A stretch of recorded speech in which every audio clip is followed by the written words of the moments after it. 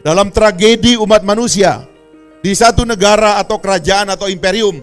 Ketika rakyatnya mulai diam, disitulah tirani muncul, disitulah fasisme muncul, korupsi muncul, dan kekuasaan yang semena-mena muncul.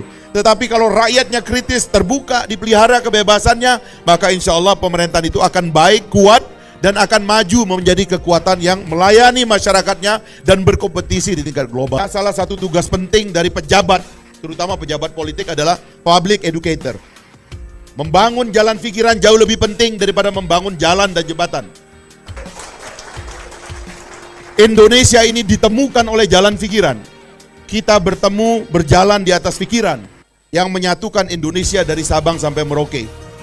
Orang-orang dari Ternate, Tidore, bahkan kemudian belakangan Papua, Aceh, Sumatera, Maluku dan sebagainya itu datang menyepakati proklamasi 17 Agustus 1945 bukan karena Jawa lebih kaya daripada luar Jawa.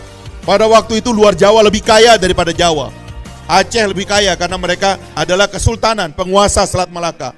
Tidore itu penguasa Pasifik dan mereka juga menyumbangkan Papua kepada kita.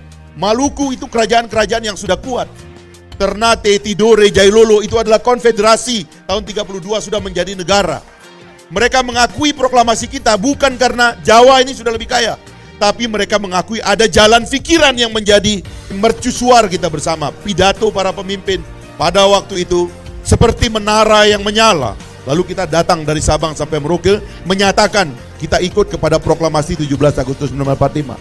Jadi kalau ada pemimpin hari ini yang sibuk membangun jalan dan jembatan, tapi lalai membangun infrastruktur pikiran dan jalan pikiran, itu adalah bahaya bagi masa depan Republik Indonesia.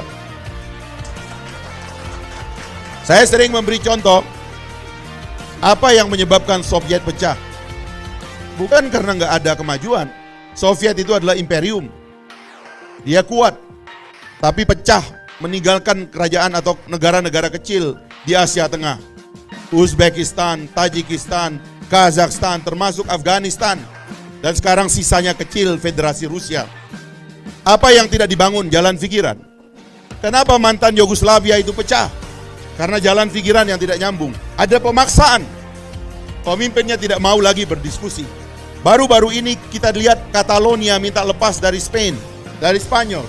Jalan sudah lengkap, jembatan sudah lengkap. Apa yang tidak lengkap? Jalan pikiran sudah tidak nyambung. Republik Indonesia ini ada dan hadir karena jalan pikiran yang dipelihara oleh para pendiri bangsa kita. Kalau dia sudah mati, matilah jalan itu, dan kita semua tinggal nunggu waktu untuk bubar. Meskipun Jokowi sudah membangun jalan di Trans Maluku, Trans Papua, Trans Kalimantan, Trans Sumatera, tetapi kalau jalan pikiran tidak dibangun, kita bisa bubar karena kita merasa tidak cocok lagi sebagai bangsa.